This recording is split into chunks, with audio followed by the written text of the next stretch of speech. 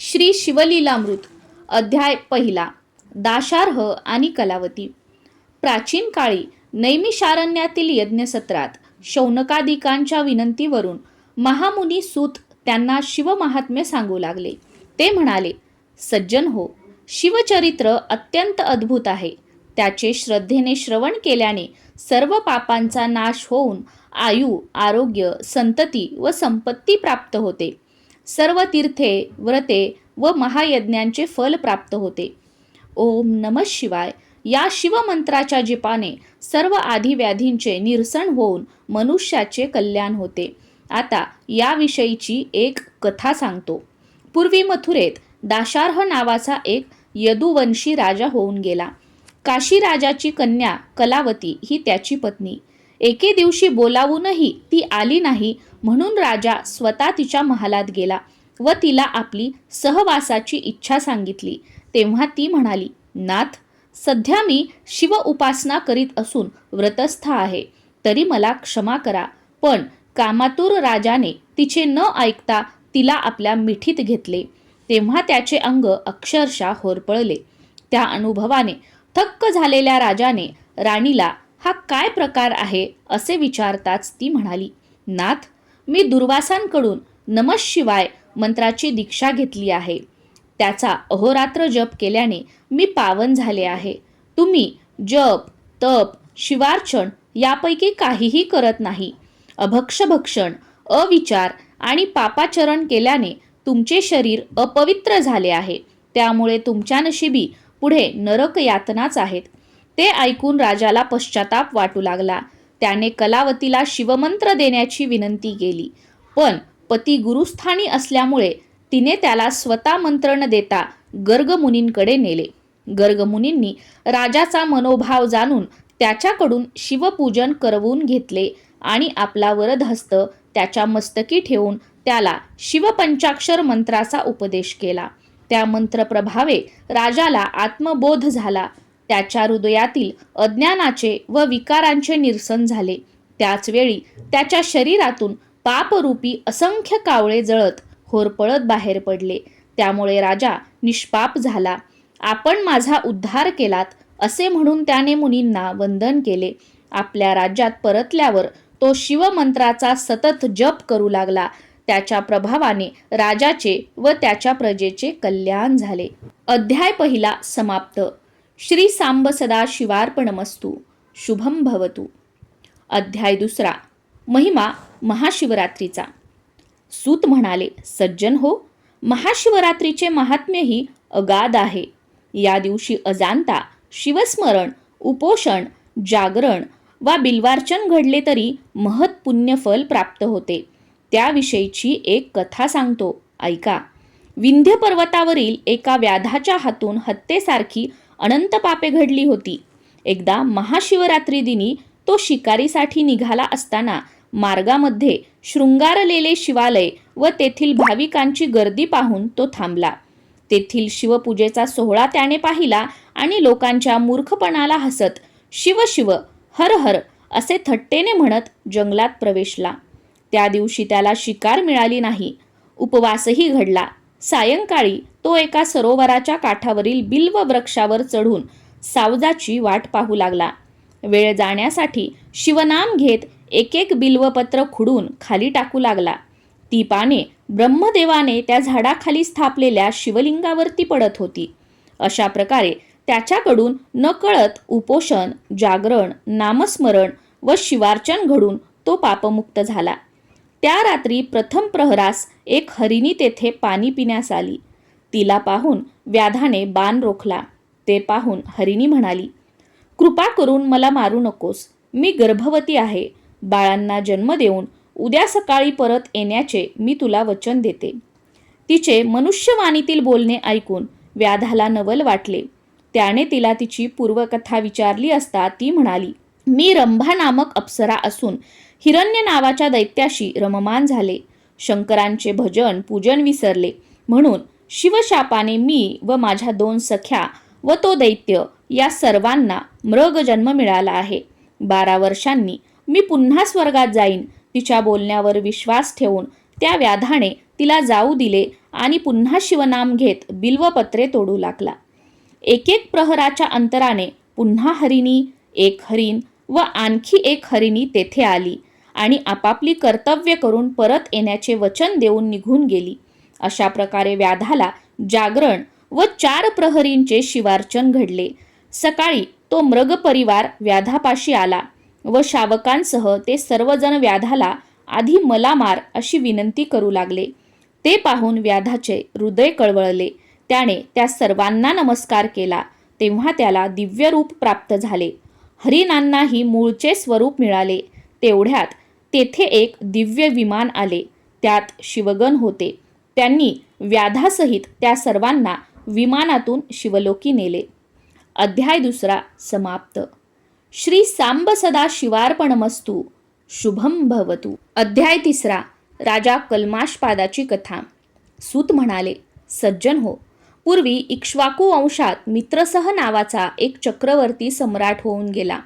मृगयेसाठी गेला असताना त्याने एका राक्षसाला मारले म्हणून सुडाने पेटलेल्या त्याच्या भावाने मनुष्य रूपात राजाची भेट घेतली व त्याला आपले पाककौशल्य दाखवून त्याच्या प्रसादात आचार्याची नोकरी मिळवली. पुढे वसिष्ठ ऋषी नृपभेटीस आले असताना त्याने भाज्यांमध्ये नर मांस शिजवून पंक्तीत वाढले.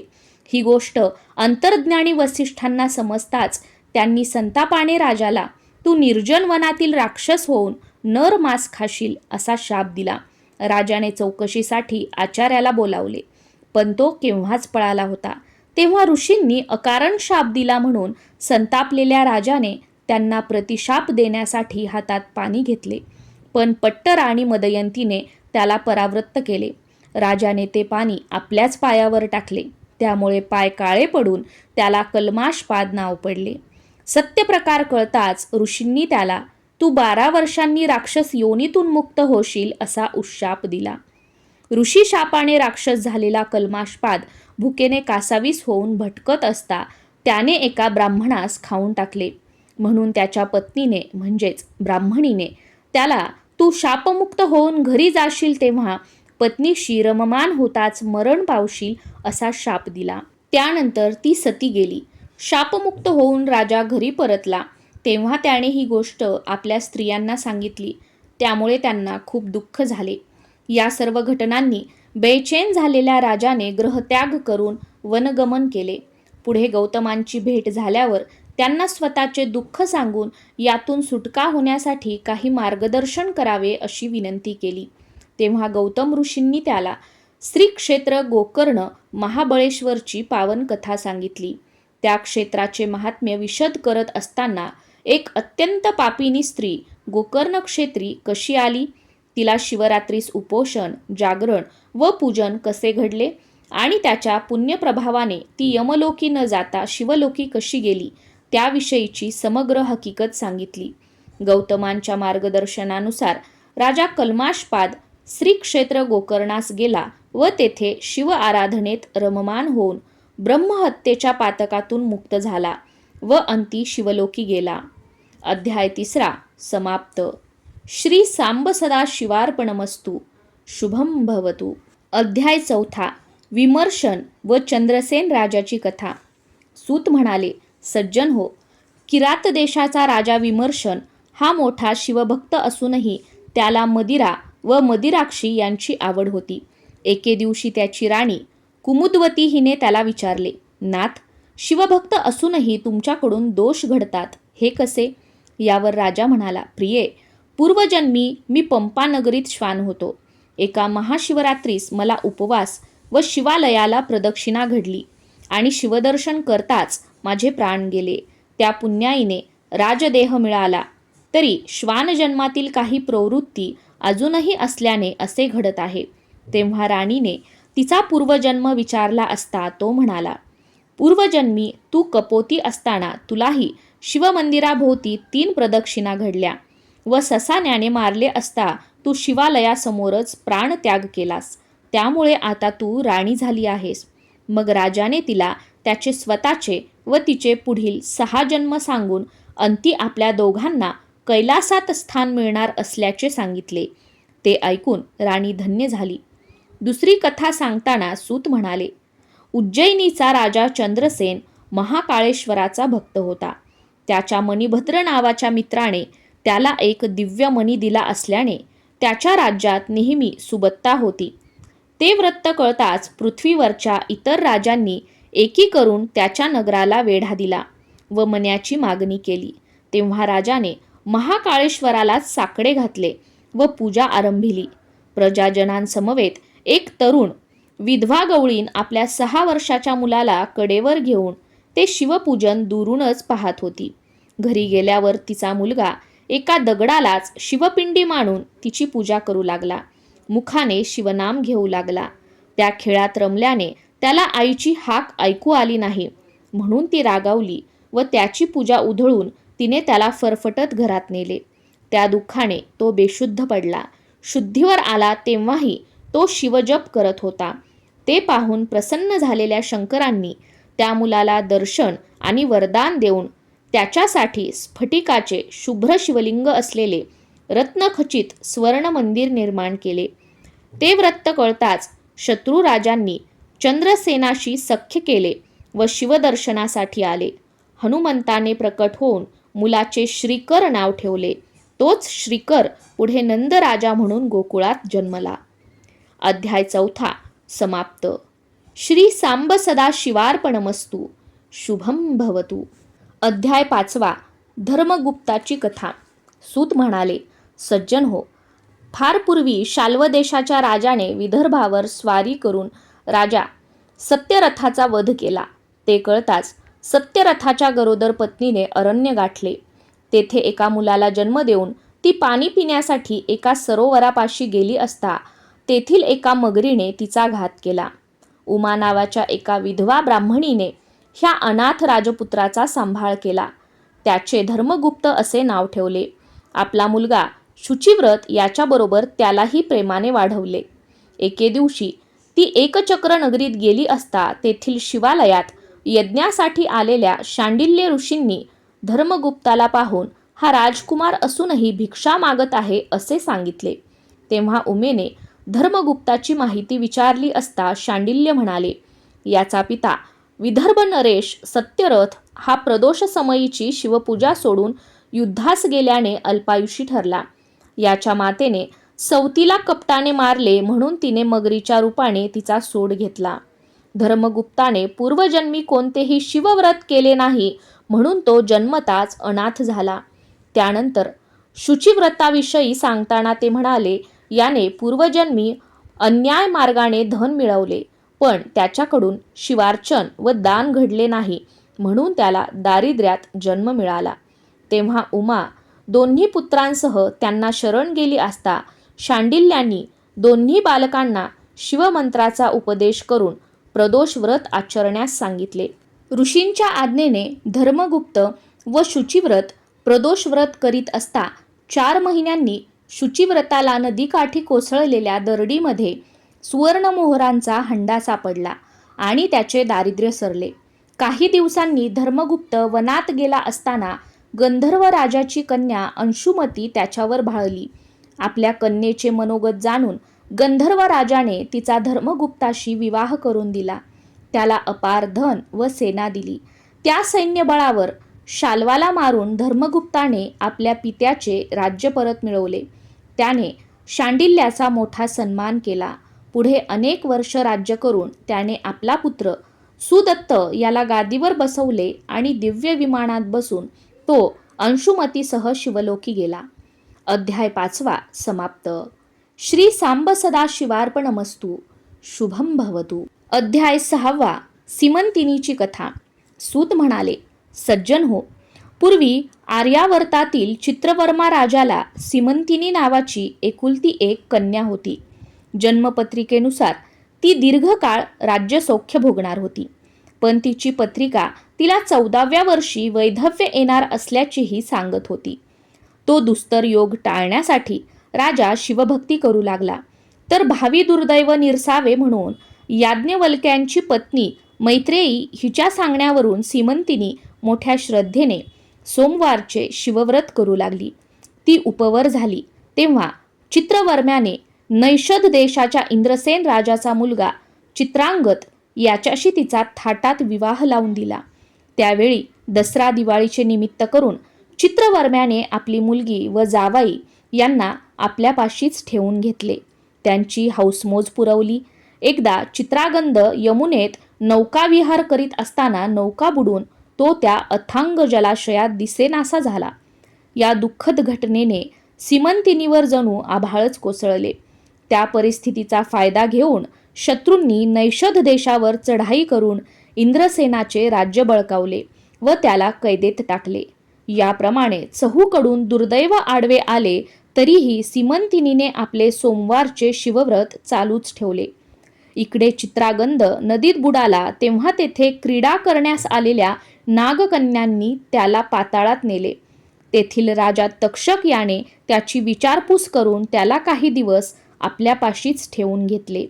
पुढे 3 वर्षांनी चित्रांगदाने परत जाण्याचा विषय काढताच तक्षकाने त्याला 12 सहस्त्र नागांचे बळ, अमूल्य भेटी व तू स्मरण करताच तुझ्या भेटीस येईन असे वचन देऊन यमुना तीरी आणून सोडले. त्यावेळी सीमंतिनी ही स्नानासाठी आली होती. तिने त्याला पाहिले पण ओळखले नाही. त्याने तिला ओळखले, तिची चौकशी केली व तुझा पती जिवंत असून 3ऱ्या दिवशी मी तुमची भेट घडवून आणीन असे सांगून तो नैषध नगरीस गेला. तेथे शत्रूंना शरण आणून त्याने आपले राज्य परत मिळवले आणि आपल्या मातापित्यांसह सीमंतिनीस भेटला. त्यावेळी चित्रवर्म्याने आपल्या नगरीत मोठा उत्सव केला. चित्रांगदाने आपल्या नगरात अनेक वर्ष राज्य केले. सीमंतिनीच्या शिवव्रताच्या प्रभावाने त्यांचे सर्वतोपरी कल्याण झाले. अध्याय 6 समाप्त. श्री सांब सदा शिवार्पणमस्तु. शुभम भवतु.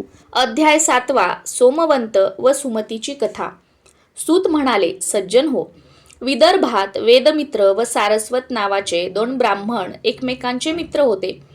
त्यांचे पुत्र सुमेधा व सोमवंत हेही मित्रच होते. विद्याभ्यास पूर्ण झाल्यावर त्यांच्या वडिलांनी त्यांना राजाकडे पाठविले. त्यांची विद्वत्ता पाहून राजा म्हणाला, नैषध राजा चित्रागदांची पत्नी सीमंतिनी शिवव्रती दिनी दाम्पत्य पूजन करते, म्हणून तुमच्यापैकी एकाने स्त्रीवेश घेऊन दाम्पत्य म्हणून तिच्याकडे जावे. ती तुमची पूजा करून तुम्हाला द्रव्य देईल व या कामाबद्दल मीही अपार द्रव्य देईन. मग त्याने सोमवंताला स्त्रीवेश देऊन सुमेधासह सीमंतिनीकडे पाठविले.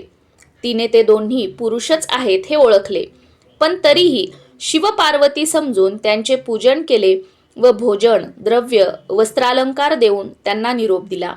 मार्गामध्ये सोमवंताला आपण स्त्री झाल्याचे लक्षात आले व तो सुमेधाकडे रतिसुखाची मागणी करू लागला. सुमेधाने त्याची कान उघडणी करून त्याला घरी नेले. तेथे आपला मुलगा स्त्री झाल्याचे कळताच सारस्वताने त्याविषयी राजाला जाब विचारला. तेव्हा राजाने त्याची क्षमा मागून सोमवंताला पूर्वरूप प्राप्त व्हावे म्हणून देवीची उपासना केली. देवीने सोमवंत स्त्रीच राहणार असे सांगून त्याचे व सुमेधाचे लग्न लावण्यास सांगितले. सूत दुसरी कथा सांगू लागले. अवंतीमध्ये मदन नावाचा एक व्यभिचारी ब्राह्मण पिंगला नामक वैश्येकडे नेहमी जात असे. एके दिवशी त्यांनी ऋषभ नावाच्या शिवयोग्याची सेवा केली म्हणून 2ऱ्या जन्मात पिंगला सीमंतिनीची कन्या कार्तिमालिनी झाली, तर मदनाने वज्रबाहू राजाच्या सुमती राणीच्या पोटी जन्म घेतला. गरोदरपणी तिच्या सवतींनी तिच्यावर विषप्रयोग केल्याने त्या मायलेकरांच्या अंगावर भयंकर फोड उठले. उपचारांनीही उपयोग झाला नाही. तेव्हा राजाने त्यांना अरण्यात सोडले. त्यावेळी एका वाण्याच्या सोबतीने ती वैश्यनगरीस आली. तेथील पद्माकर राजाला भेटून तिने आपली कर्मकहाणी सांगितली. राजाने तिच्या राहण्याची व पोटापाण्याची व्यवस्था केली. पुढे एका व्याधीने तिचा मुलगा वारला. तेव्हा सुमती शोक करीत असता एका शिवयोग्याने तिला मृत्युंजय मंत्र सांगून अभिमंत्रित भस्म त्या दोघांच्या अंगास लावले. त्याच्या प्रभावाने तिचा पुत्र जिवंत झाला. ती दोघे निरोगी व सुंदर झाली. शिवयोग्याने तिच्या पुत्राचे भद्रायू नाव ठेवले व त्याला अनेक आशीर्वाद देऊन तो गुप्त झाला. अध्याय 7 समाप्त. श्री सांब सदा शिवार्पणमस्तु. शुभम भवतु. अध्याय 8 भद्रायूची कथा. सूत म्हणाले, सज्जन हो, भद्रायू 12 वर्षाचा असताना तो शिवयोगी पुन्हा त्या मायलेकरांना भेटावयास आला. सुमतीने त्याचे आनंदाने स्वागत केले. त्यावेळी त्याने भद्रायूला न्याय, नीती, शास्त्राबरोबरच शिवार्चन व शिवभक्तीही शिकवली. एक दिव्य शंख व खडक दिले आणि अनेक आशीर्वाद देऊन तो गुप्त झाला. पुढे पद्माकर राजाचा पुत्र सुनय व शिवयोग्याने दिलेली आयुधे यांच्या सहाय्याने भद्रायूने आपला पिता वज्रबाहूस त्याचा शत्रू हेमरथ याच्या तावडीतून सोडविले. काही दिवसांनी त्या शिवयोग्याने चित्रांगद व सीमंतिनीची भेट घेऊन तुमची कन्या कीर्तिमालिनी भद्रायूला द्या असे सुचवले. त्यास मान्यता देऊन त्यांनी विवाहाची तयारी केली. सुमती आणि पद्माकरही लवाजम्यासह आले. निमंत्रितांमध्ये वज्रबाहूही होता. त्याला भद्रायू आपलाच पुत्र आहे हे कळताच पूर्वकृत्याचा पश्चाताप झाला. भद्रायू व कीर्तिमालिनी विवाहबद्ध झाल्यावर त्याला आपले राज्य देऊन वज्रबाहू आणि सुमती तपश्चर्येसाठी केदारनाथ क्षेत्री गेले. एकदा भद्रायू पत्नीसह वनविहार करत असता एक ब्राह्मण जोडपे धावताना दिसले. एक वाघ त्यांच्या मागे लागला होता. भद्रायूला पाहून ब्राह्मण त्याच्यापाशी आला आणि माझ्या पत्नीचे रक्षण कर असे म्हणाला.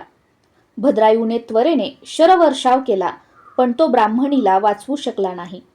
त्यामुळे तो ब्राह्मण त्याला दूषणे देऊ लागला. त्या घटनेने व्यथित झालेल्या भद्रायूने त्याच्या शोकपरिहारार्थ त्याचे लग्न लावून राज्य देण्याचीही तयारी दर्शवली. पण त्याचे दुःख कमी होईना. शेवटी त्याने माझी पत्नी देतो असे म्हणून कीर्तिमालिनीचे संकल्पपूर्वक दान केले. तेव्हा कुठे तो शांत झाला. त्यानंतर या अपयशाबद्दल त्याने चिता पेटवून अग्नीत उडी घेतली. तेव्हा शिवपार्वतीने तेथे प्रकट होऊन त्याला हृदयाशी धरले आणि इष्टवर मागण्यास सांगितले.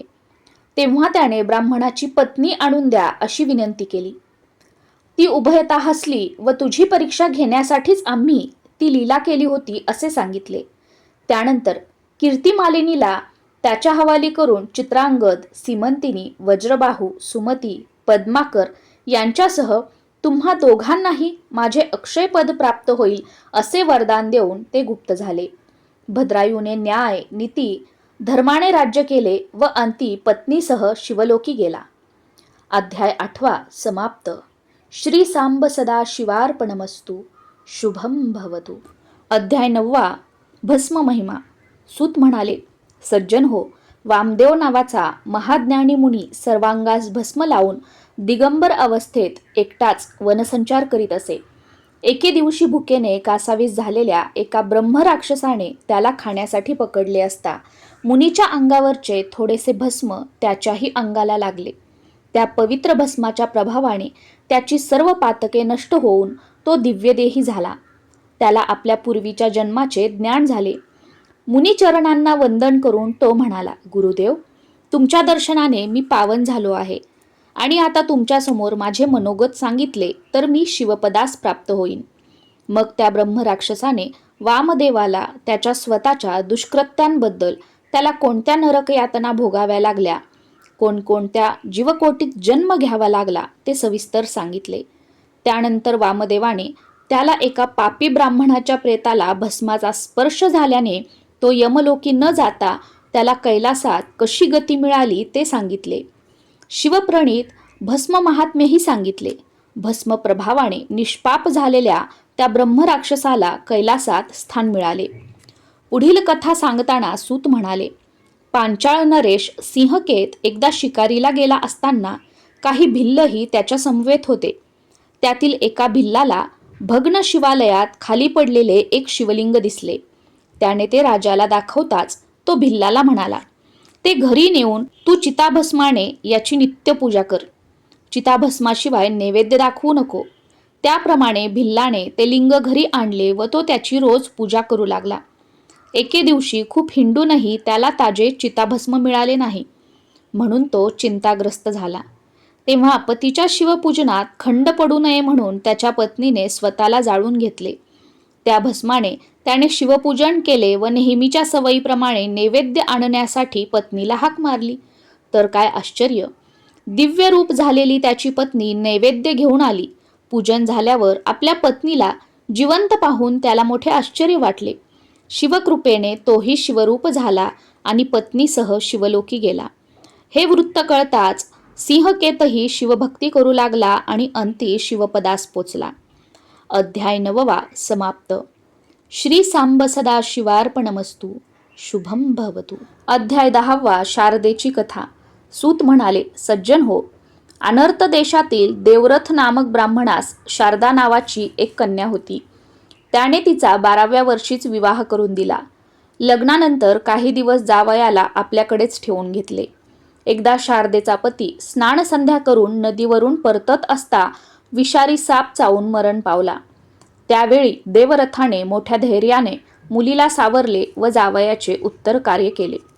कालांतराने एके दिवशी शारदा घरी एकटीच असताना नैद्रव नामक एक अंध ऋषी देवरथाकडे आले. शारदेने त्यांचा आदर सत्कार करून त्यांना संतुष्ट केले.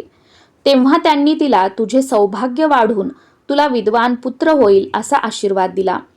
त्यावर खिन्नपणे हसून तिने ऋषींना आपली दुःखद कथा सांगितली. तेव्हा नैद्रव म्हणाले, मी माझे शब्द खरे करून दाखवीन, तू निश्चिंत राहा.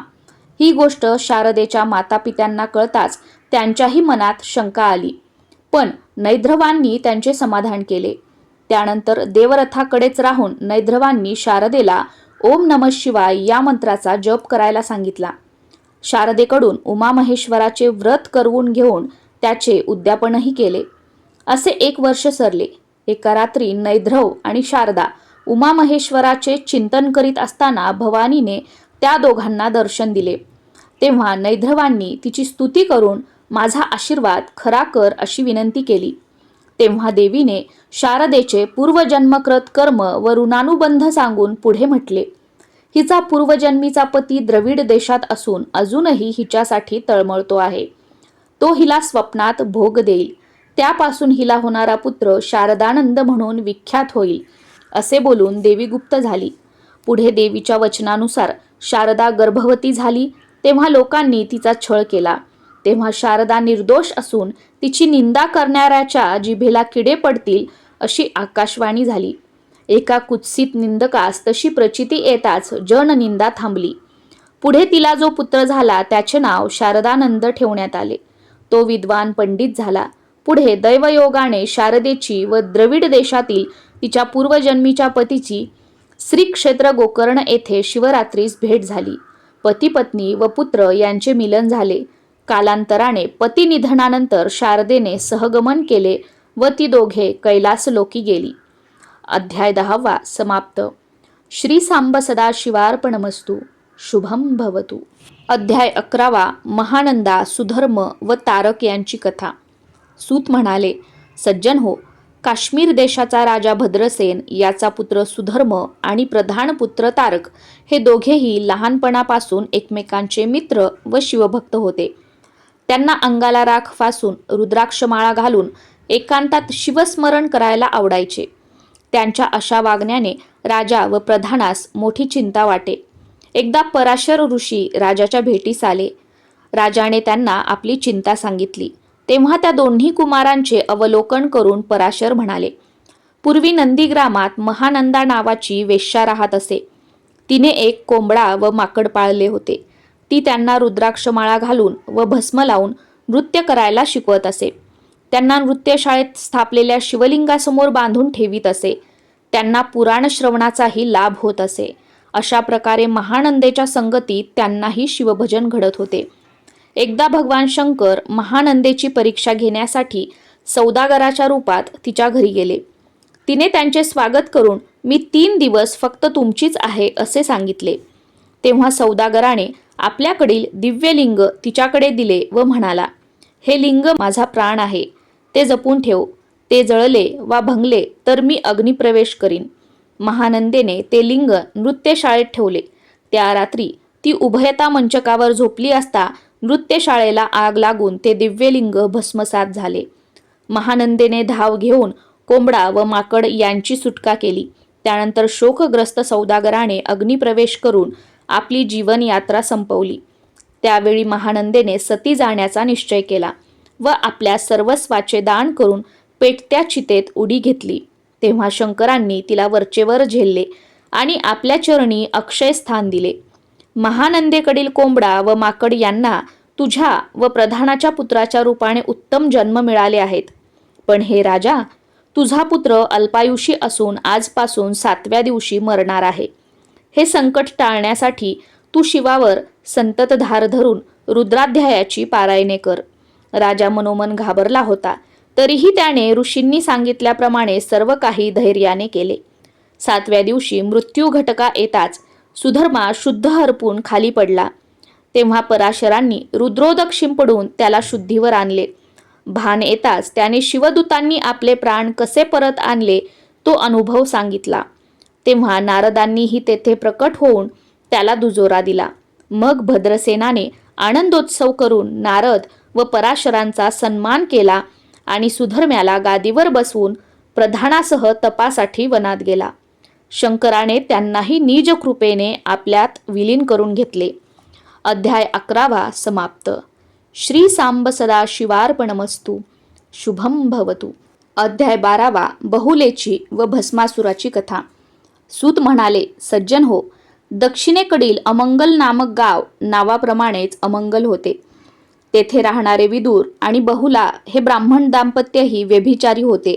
विदुराच्या मृत्यूनंतर यमदूतांनी त्याला भयंकर नरकात टाकून छळले व शेवटी पिशाच योनीत टाकले. विंध्याचलाच्या दऱ्याखोऱ्यात तहान भुकेने व्याकुळ होऊन तो पिशाच रूपात भटकू लागला. विधवा बहुलेला एक मुलगा झाला, पण तो कोणाचा आहे हेही तिला माहीत नव्हते. एकदा ती गोकर्ण क्षेत्री गेली असता पुराण ऐकण्यास बसली. तेव्हा पुराणिक बुवांनी व्यभिचारी स्त्रियांना कोणत्या यातना भोगाव्या लागतात हे सांगितल्यावर बहुला घाबरून रडू लागली. तिने बुवांची भेट घेऊन त्यांना आपली पापकृत्ये सांगितली व त्यांच्या चरणांवर पडून यातून सोडवा असे विनविले. बुवांनी तिला नमः शिवाय मंत्राचा उपदेश करून शिवलीला ऐकविल्या. त्यामुळे ती सप्रेम शिवभक्ती करू लागली. भक्तीने पवित्र झाली. शंकराने तिला शिवलोकी नेले. तिथे तिने उमामहेश्वराची स्तुती केली. त्यामुळे प्रसन्न झालेल्या पार्वतीने तिला वर मागण्यास सांगितले असता तिने पतीचा उद्धार व्हावा अशी इच्छा प्रकट केली. त्यानंतर पार्वतीच्या सांगण्यावरून विंध्याचलावर पिशाच रूपात भटकणाऱ्या विदुराला शिवकीर्तन ऐकवून तिने त्याचा उद्धार केला. सूत पुढे म्हणाले, एकदा प्रदोषकाळी अंगाला भस्म लावत असताना शंकरांना त्यात एक खडा सापडला.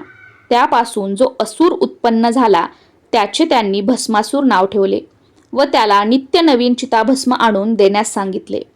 ते आणण्यासाठी त्याला बरीच पायपीट करावी लागे. म्हणून त्याने शंकरांकडे मी ज्याच्या डोक्यावर हात ठेवीन त्याचे भस्म व्हावे असा वर मागितला. सर्वांनी विरोध करूनही भस्मासुराला आपली सेवा करता यावी म्हणून त्यांनी तो वर दिला. त्यामुळे तो उन्मत्त झाला. त्रिभुवनावर राज्य करण्याचे मनसुबे रचू लागला. त्याने भूलोकी थैमान घातले. तेव्हा प्रजाजनांनी विष्णूंकडे धाव घेतली. त्याने त्यांना कैलासावर नेले. तेवढ्यात भस्मासूर तेथे आला व शंकरांच्या मस्तकी हात ठेवण्यास धावला. तेव्हा शंकरांनी पळ काढला. त्यावेळी भवानीच्या विनंतीवरून विष्णूने मोहिनी रूप धारण केले आणि भस्मासुराला आपल्या मोहजालात अडकवून लग्नापूर्वी कुलाचार म्हणून स्वतः समवेत नृत्य करण्यास लावले. ते नृत्य करताना भस्मासुराने आपला हात स्वतःच्या डोक्यावर ठेवला आणि त्याचे क्षणात भस्म झाले. अध्याय 12 समाप्त. श्री सांब सदा शिवार्पणमस्तु. शुभम भवतु. अध्याय 13 दक्षाची कथा व कार्तिक स्वामीचे जन्मवृत्त. सूत म्हणाले, सज्जन हो, दक्ष राजा शंकरांचा सासरा असूनही त्यांचा द्वेष व निंदा करीत असे. त्यांना हवीरभागही देत नसे. त्याने आपल्या घरी महायज्ञाचे आयोजन केले होते तेव्हा आमंत्रण नसूनही भवानी माहेरी गेली. तिथे सर्वांनी तिची उपेक्षा केली. म्हणून तिने यज्ञकुंडात उडी घेऊन आत्मसमर्पण केले. या वृत्ताने संतापलेल्या शंकरांनी जटा आपटून वीरभद्रास उत्पन्न केले. त्याने दक्ष यज्ञाचा विध्वंस करून दक्षाचे मस्तक धडावेगळे केले. तेव्हा सर्व देवांनी शिवस्तुती करून त्याला शांत केले आणि बोकडाचे शिर दक्षाच्या धडाला लावून त्यास जिवंत केले. त्यानंतर भवानीने हिमालयाच्या पोटी पार्वती उमा नावाने जन्म घेतला आणि शंकरांच्या प्राप्तीसाठी कडक व्रत करू लागली. तारकासुराचे पुत्र तारकाक्ष, विद्युन्माली व कमललोचन शिवाच्या वरदानाने उन्मत्त झाले. तेव्हा शंकरांनी वीरभद्रासह त्यांच्यावर चढाई केली, पण त्यांच्या स्त्रिया पतिव्रता असल्याने ते असुर मारले जाईनात. तेव्हा श्रीकरधराने बौद्ध रूपाने त्यांच्याकडे जाऊन त्यांना अपवित्र असे चार्वाक शास्त्र सांगितले. त्यामुळे त्या व्यभिचार करू लागल्या. त्यांचा प्रभाव नष्ट होताच शंकरांनी पाशुपतास्त्राने त्या असुरांना ठार केले. त्यानंतर तारकासुराचा वध शिवसुताकडून होणार आहे ही भविष्यवाणी लक्षात घेऊन देवांनी शिवपार्वतीच्या लग्नाचे बेत आखले व मदनाला बोलावून शंकरांचा तपोभंग करून त्यांचे उमेशी ऐक्य करण्यास सांगितले. त्यानुसार मदनाने शिवध्यानात व्यत्यय आणताच शंकरांनी तृतीय नेत्र उघडून त्याला भस्म केले. त्यानंतर सप्तर्षींच्या सांगण्यावरून शंकर बटुवेशात पार्वतीपाशी गेले व शिवनिंदा करू लागले. तेव्हा संतापलेली पार्वती शाप देण्यास उद्युक्त झालेली पाहून त्यांनी आपले मूळ स्वरूप प्रकट केले. त्यानंतर एका सुमुहूर्तावर त्या दोघांचे लग्न झाले. पुढे त्यांना पुत्र होत नाही म्हणून देवांनी अग्नीला अतिथी रूपात शिवसदनी पाठविले. पार्वतीने त्याला भिक्षा म्हणून शिववीर्य दिले. ते प्राशन केल्याने त्यास गर्भ राहिला. तो त्याने गंगा तीरावर बसलेल्या 6 ऋषीपत्नींच्या उदरात घातला, पण त्यांनीही तो गर्भ काढून गंगेत टाकला. त्यानंतर ते 6ही भाग एकत्र होऊन 6 तोंडांचा व 12 हातांचा मुलगा जन्मास आला. तो आपलाच पुत्र आहे हे शंकरांनी ओळखले. त्याचे कार्तिक स्वामी नाव ठेवले. याच शिवपुत्राने पुढे तारकासुराचा वध केला. अध्याय 13 समाप्त. श्री सांब सदा शिवार्पणमस्तु. शुभम भवतु. अध्याय 14 शबरी, पार्वती व श्रीयाळाची कथा. सूत म्हणाले, सज्जन हो, एके दिवशी कैलासावर शिवपार्वती सारीपाट खेळत असताना नारदांचे आगमन झाले.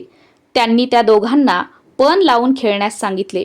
ते मान्य करून ती दोघे खेळू लागली.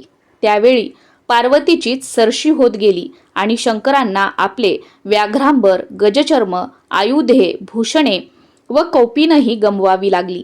शंकर दिगंबर झाले. त्यावेळी त्यांचे सर्वस्व हरण झालेले पाहून नारद हसून म्हणाले, देवा, हे काय? एका स्त्रीने तुम्हाला हरवले.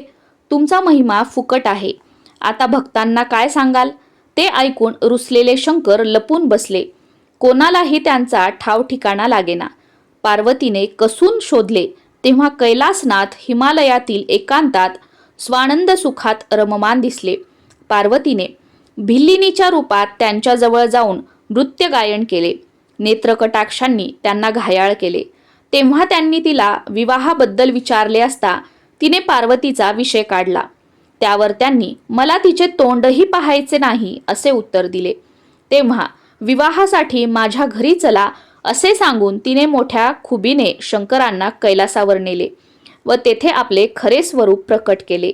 त्यावेळी तिचे प्रेम पाहून शंकरांनी हसून तिला जवळ घेतले. पुढील कथा सांगताना सूत म्हणाले, नारदांकडून कांतीनगरचा राजा श्रीयाळ याच्या धार्मिकतेची प्रशंसा ऐकून शंकर त्याची परीक्षा घेण्यासाठी घाणेरड्या रूपात त्याच्या घरी द्वारी गेले व म्हणाले, इच्छा भोजन देणार असाल तरच आत येतो, अन्यथा तुमचे सत्व घेऊन मी परत जातो. त्यावेळी त्यांचे म्हणणे मान्य करून श्रीयाळ व त्याची पत्नी चांगुना यांनी त्यांना घरात घेऊन त्यांची इच्छा विचारली. ते म्हणाले, मला नर मासाचे भोजन हवे व तेही तुमच्या चिलया बाळाचे. ते शिजवताना तुम्ही रडलात तर मी निघून जाईल. ते ऐकून ती दोघे बधीर झाली, पण तरीही सत्व राखण्यासाठी सर्व माया दूर करून त्यांनी आपल्या पुत्राला मारून अतिथीला भोजन वाढले. तेव्हा निपुत्रिकाच्या घरी मी जेवत नाही असे सांगून अतिथीने चांगुनेला बाळास हाक मारण्यास सांगितले. तिने त्याला हाक मारताच तिचा पुत्र अंगणातून धावत आला. तेव्हा प्रसन्न झालेल्या शंकरांनी मायारूप टाकून त्या सर्वांना दर्शन दिले आणि श्रीयाळ व चांगुना यास दिव्य विमानातून शिवलोकी नेले. अध्याय 14 समाप्त. श्री सांब सदा शिवार्पणमस्तु. शुभम भवतु. अध्याय 15 शंकराचार्यांचे चरित्र व कार्य. कवी म्हणतो, कल्पारंभी सृष्टी निर्माण केल्यावर जनकल्याणार्थ वेद, शास्त्रे व पुराणे यांची निर्मिती झाली. कालांतराने कलिप्रभावामुळे श्रुती, स्मृती, पुराणे यांना कोणी विचारेनासे झाले. याला मंडन मिश्र अय्यासारख्या साधूंचा सनातन धर्माविरुद्धचा अपप्रचारही कारणीभूत ठरला. या जैन साधूला शारदा प्रसन्न होती. तो अभ्यासू, उत्तम वक्ता व वादविवादपटू असल्याने त्या काळच्या विद्वानांनाही त्याचा धाक वाटत असे.